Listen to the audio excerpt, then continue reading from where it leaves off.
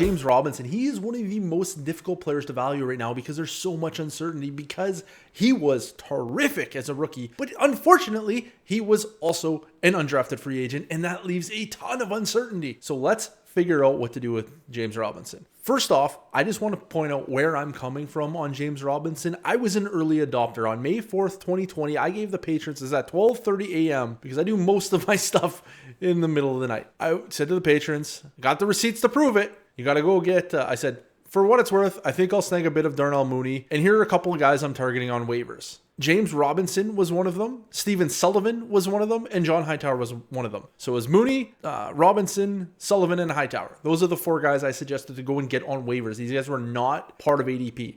So back in May, I was saying go get James Robinson. And here we are. Now I'm going to tell you, well, let's go through it. He had 1,070 rushing yards, 344 receiving yards, 10 total touchdowns. The dude was a beast. He finished wide receiver 5 overall with 17.7 points per game. Among 2020 running backs, he was second in rush yards with 1,070 to Jonathan Taylor's 1,169. Jonathan Taylor was a very good prospect. He was bulletproof.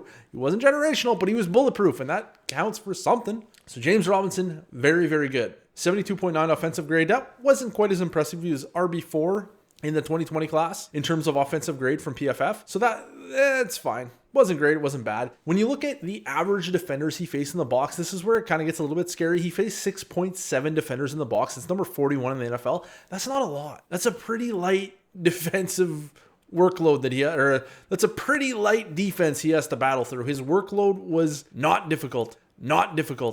But he did create 1.46 yards per touch. So that's, once you factor out the offensive line, you're looking at only the yards the running back created. This is from playerprofiler.com. James Robinson had 1.46 yards created per touch, number 17 in the NFL. That's pretty good. It's not elite, but it's pretty good. His juke rate, so evaded tackles plus broke tackles, was 27.3%, number 13 in the NFL. Very good. We've established he was a good player. Like, everybody knows that he was a good rookie. But what happens when you have no draft capital or very little draft capital and you're a good rookie? Well, I looked at all of the running backs drafted rounds 4 through 7 and the undrafted players. I sorted by rush yards. So rookie year rush yards. Who had the most rookie year rush yards and what did their careers turn out to be? The cutoff I used was 800 rush yards. Thomas Rawls hit it with 830 and he had 0 top 12 seasons. Ryan Grant hit 956. He had 1 top 12 season. Zach Stacy had 976 and he never went on to a single top 12 season. LeGarrette Blount had 1,007 rushing yards. He did have 1 top 12 season that came years later when he was a New England Patriot and he had like 18 touchdowns. It was a really weird year. That's a tough one to duplicate. Philip Lindsay is probably the most recent example of this. He was an undrafted free agent, just like James Robinson. He came in and put up 1,037 rushing yards. Keep in mind, James Robinson had 1,070 rushing yards. Do you see where I'm going with this? Philip Lindsay is nothing. He didn't do anything. We do not have a top 12 season from Philip Lindsay. I suspect we're not going to get one. There are some differences in Philip Lindsay and James Robinson's profiles, obviously, but from a production standpoint, they're very, very similar. And then we have James Robinson with 1,070. And then the guys that were better than James Robinson, the guys that produced more yardage than James Robinson, we have Jordan Howard, who actually did have 2 top 12 seasons. One of them was his rookie year, and then he repeated in the top 12, I believe, in his sophomore year. He had 1,313 rushing yards as a rookie. That's pretty good. But then he only did it 1 more time, so that's not as good. And then the best unheralded rookie running back of all time is Alfred Morris with 1,613. I shouldn't say of all time. This is what's in my database. 1,613 rushing yards. That's a really good season. That leads the league almost every year. He was a 6th round pick. He went on to have, and make no mistake, that was a top 12 season. He went on to have absolutely 0 more top 12 seasons. And there was no indication that would be the case. Alfred Morris had a PFF grade of 91. It was absurd how good Alfred Morris was as a freshman to never do anything again. That's crazy. There's no way that you would have ever expected to fade Alfred Morris, and yet the smart money was to fade Alfred Morris. You should have been fading Alfred Morris. Just like you should be fading James Robinson, because we don't see these guys last. Like, maybe James Robinson has a Jordan Howard career and gets one more top 12 season, but I doubt it. But maybe. Could happen. You never know. So now we're looking at James Robinson like, yeah, you survived free agency. Woo. I was telling the patrons, you gotta trade James Robinson before free agency. Any of these guys that might get nuked, you just got to get rid of them, because you never know. And now we have the draft looming. James Robinson survived free agency, but now we have to deal with the draft. And luckily, this is a weak draft, so I doubt there's anyone that's going to come in and just push him aside, unless they go crazy and like draft one of the big three running backs. But I don't hope that doesn't happen. You never know. The problem here is he doesn't need a big marquee addition to just not make him very relevant anymore, to take away his RB1 upside. He doesn't need a premier addition. He just needs pretty much anyone. So what can you get for James Robinson? I am fully in sell James Robinson mode, and I get that he was good, and I get that he might be good again, and I understand that. But if he was, being valued really lowly, that'd be like, hey, let's go buy James Robinson. Like, the upside is sky high. But the problem is he's not. You can get a 106, 107 draft pick in a super flex league for James Robinson right now. That's a Jamar Chase or one of the big four quarterbacks.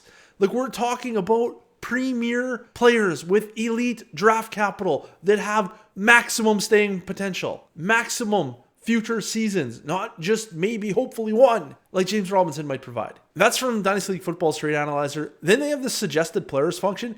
Here are the players they suggest that you could potentially trade James Robinson for straight up, or maybe you add a little bit to James Robinson to get any of these players. Trey Lance, I'd take Trey Lance in a heartbeat. DJ Moore, not even close, way on the DJ Moore side. Terry McLaurin, I'll take Terry. Aaron Jones, well, Aaron Jones is probably going to be an RB1 this year. Like, I feel confident that Aaron Jones is going to have an RB1 season. So if my choice is the guy I hope can have another RB1 season, or the guy I think will have an RB1 season, I'm taking Aaron Jones. I'm treating James Robinson like he has one season left. I'm treating him like he's a 27-year-old running back. That's how I'm viewing James Robinson. You get Tua Tagovailoa. I like Tua. We just talked about Tua. Give me Tua.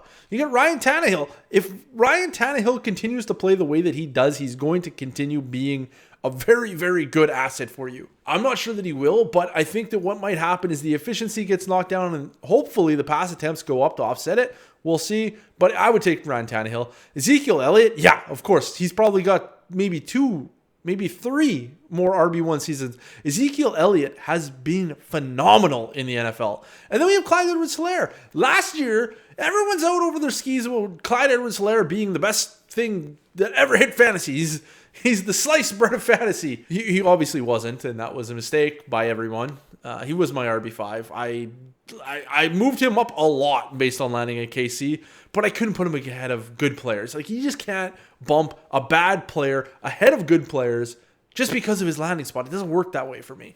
I bet on talent first, and then the landing spot accentuates the talent, or it holds it back. Those are the options. Anyways, Clyde Edwards-Helaire is potentially available straight up for James Robinson, and I'd do that too. Give me Clyde. He was a first-round pick at the very least, which means he has an opportunity to hit. No matter how bad his profile was, he's still a first-round pick. He's still playing with Patrick Mahomes. He's still got Andy Reid as his coach. All the reasons that everyone just took him to the moon last year after the NFL draft, they're still there. Those reasons are still there. And last year, one of the reasons I was hesitant right after the NFL draft is because I thought that Damian Williams might still have a part of the offense. He's gone. He gone. So there is more reason to like Clyde Edwards-Helaire at this point. And Clyde Edwards-Helaire was actually pretty good last year. He was a lot better than I expected. I don't know that he's going to be a long-term, hold off everyone. He's a bona fide bell cow running back for the long term. I don't know that we're there, but I got a lot more faith in him than I do James Robinson right now. So that's the kind of price range that we're talking with James Robinson in. If we were talking with James Robinson, a little lower, then okay, maybe we hang on to James Robinson. But in this caliber of player, it's easily sell James Robinson.